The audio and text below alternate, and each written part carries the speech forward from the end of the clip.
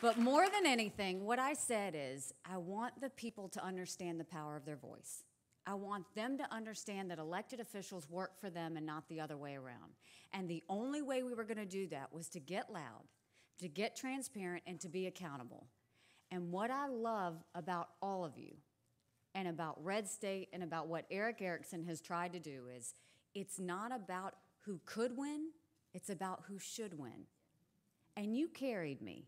You carried me the whole step of the way, that when the press said I didn't have a chance, you fought and said I should win.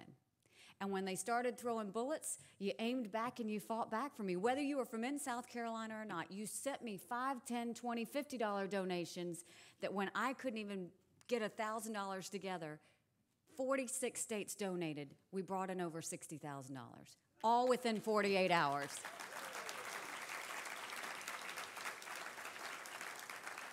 So I will tell you, I absolutely love that you are in South Carolina. I love that you're here. And what I want you to know is this is a state that is conservative. This is a state that's getting more conservative by the day. We want Red State to be here every year, but I've got some work to do with Eric on that one. So let me tell you a little bit about where I think we are. I could talk about the state in South Carolina and what we're doing and let you know that, yes, while some of the legislators were saying it was unconstitutional for us to know how they vote, we were able to push through anyway, and now South Carolina, every single legislator is required to put their vote on the record on every piece of legislation and, wait for it, every section of the budget.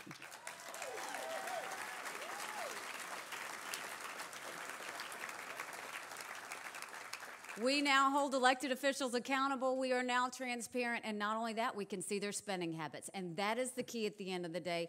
I see someone in the room that I want to recognize, one, because he was a fighter with me on the record voting, but two, because he's also running for Congress. Thad Byers over there, wave your hand.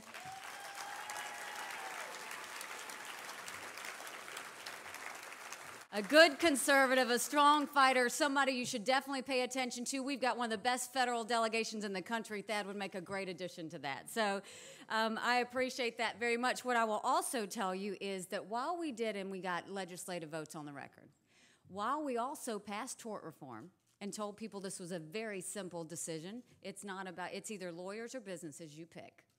And then while we also got Medicaid reform, the biggest surprise for me as governor was how much the federal government would not let me do my job. They got involved every step of the way. The first thing we're dealing with is health care. People have stopped talking about Obamacare, but Obamacare has not gone away. We've had some good wins, and we're going to continue to show that it is absolutely unconstitutional for them to tell us how we are going to take care of ourselves.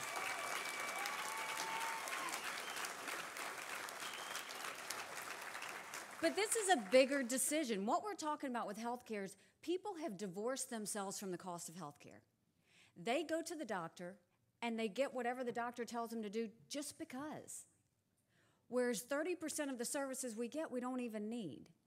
And so now we've got a president who's saying, I know better how to take care of you. And South Carolinians are like people in Massachusetts, and Massachusetts are like people in Texas, and people in Texas are like those in California. But that's not it. What we need is, you know, when you go to get your car fixed, what do? They show you the charges before you pay for it. That's what I want for healthcare in South Carolina. That's what I want for around the country. We need to let people get back involved with their decisions on their health care needs. Not just what the services are, but what the costs are. Because guess what happens when we do that? We suddenly start to pay more attention to our health. We suddenly start to pay more attention to the cost of that health care. We start driving costs out of the system because we say, you know, I don't need that fluoride at the dentist. I've got it at home. You start to show physicians you're paying attention. And the goal that we have in South Carolina, and the goal that I'll challenge every state in the country, is we are going to make it transparent from the patient to the doctor and the insurance company, and focus on health, not costs, health. That's when we will have healthy people paying less money, and we have got to make sure that our insurance companies can cross state lines and allow us to choose exactly the kind of insurance policies we want.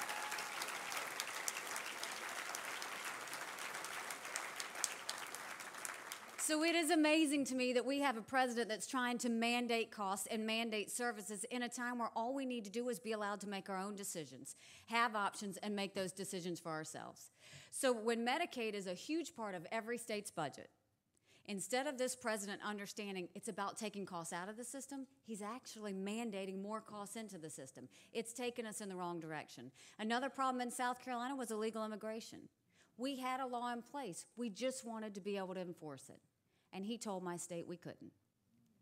We had 24 immigration inspectors that weren't allowed to do their job.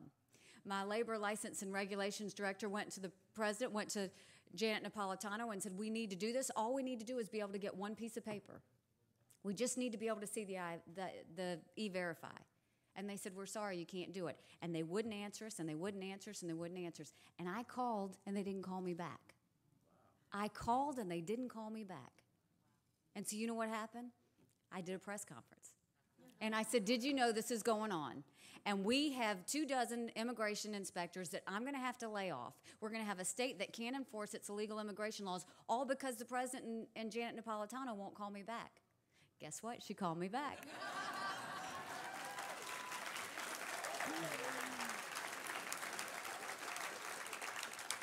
Within a week, we had what we needed, and we are now enforcing illegal immigration in South Carolina. It's a great thing.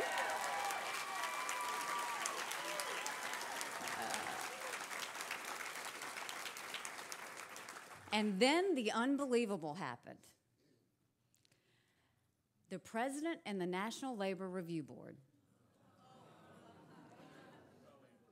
went and did a suit against a great American company called Boeing. And let me just give you the backstory on this for any of you that don't know. South Carolina was saved when Boeing decided to expand or put operations in South Carolina. They created 1,000 new jobs in Charleston. It was the highlight that we needed. We were so excited. It was a shot in the arm that let us know that we were going in the right direction. All while they created 1,000 jobs in South Carolina, they expanded their operations in Washington State by 2,000 jobs. Not one person was hurt.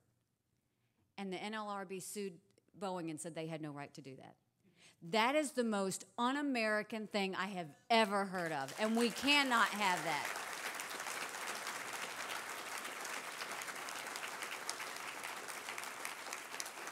When you allow a company to come in that says we want to create jobs in this country, and you tell them they can't do it, what are you doing? You're incentivizing companies to go overseas. And what's even worse, when I'm trying to bring jobs to South Carolina and everybody's looking at South Carolina, the companies overseas now see our dollar as weak, which is not great, but it's good from the standpoint that they're talking about coming here.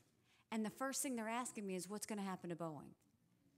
That's hurting us. That's keeping us from having jobs. On top of all this, I'm sitting there talking about this is the ridiculous part of unions. There was a time when we needed them. We don't need them anymore. They're trying to be relevant, and they're not.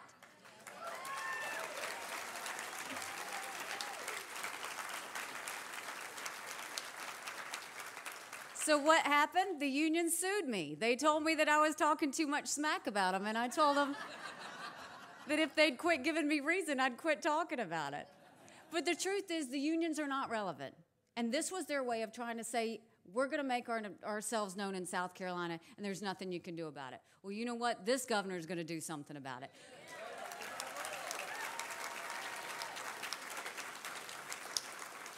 We fought it every step of the way, and God bless the judge. He dismissed the case this week and said, guess what? She's exercising her freedom of speech rights.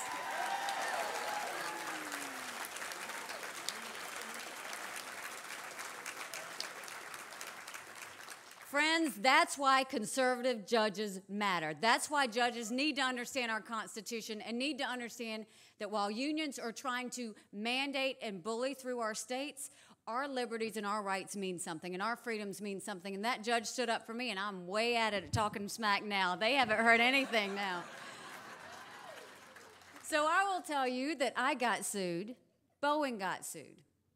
This great American company could settle, but they're not going to, because they understand, and I've told them that they are fighting the fight for every company in this country. I am fighting the fight for every governor in this country, and Boeing and I are committed. I don't want any governor to go through this fight, and they don't want any other company to go through this fight. So we're going to fight, and we're going to win, and this will never happen again.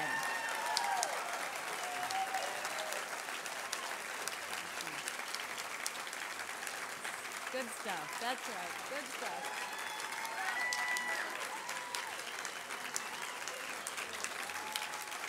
Thank you.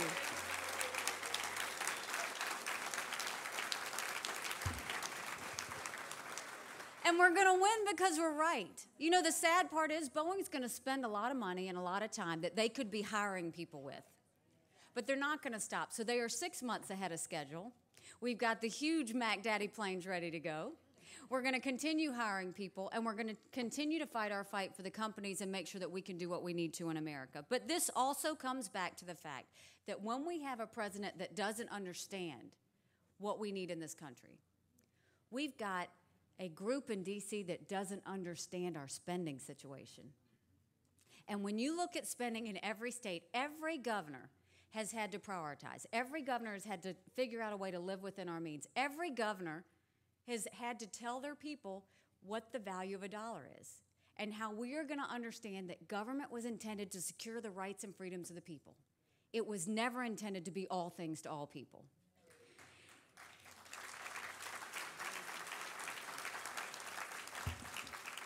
So in South Carolina, we cut our budgets and we fought against Arts Commission, which we said that's not the role of government. We fought against educational television and we fought against all kinds of things. We started with an $800 million shortfall. We ended up with a surplus. And what I'm trying to tell the legislators in this state, what I'm trying to tell the people in this state is whenever you have money, whenever money falls, you don't go and spend it. You pay down debt or you give it back to the taxpayers. Those are your only options.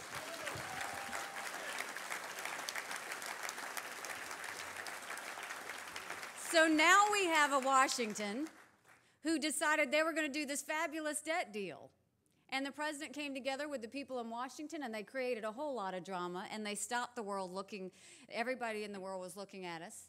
And what did they do? They came out and they celebrated and they said, we got a resolution, we did it. Where was it? Because they said that it wasn't enough to make the credit ratings not fall. This deal that they did, they didn't reduce the debt. They didn't freeze spending. They didn't balance the budget. Every state, almost every state in the country is balancing their budget. When is D.C. not going to learn that they have got to balance their budget? They've got to cut spending, and debt is not an option anymore.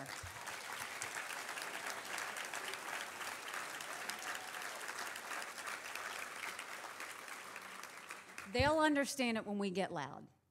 And when we show them the power of our voice. And I will tell you, I'm one governor that's going to say, we did this in South Carolina, you can do this in D.C. I will also say that what happened with this super committee that's coming together, that's nothing more than a waste of time. You can't tell me, if we can find waste in South Carolina, which is a pretty conservative state, you could bet we could have a field day in Washington, D.C. My daughter's in 8th grade and my son's in 4th grade, and I could tell you I think they could find some money pretty quick. And so I was with a couple of governors not too long ago, and I said, you put us in a room, we'll take care of it real quick, and then we'll come back out with some serious savings. So this is what I will tell you. The spending issue is our #1 priority. We've got to make sure that the people we send to Washington understand this isn't about the Tea Parties ruining what is happening in Washington. This is about the Tea Parties bringing a conscience to a group of Republicans that need it and stop the Democrats from running our economy into the ground.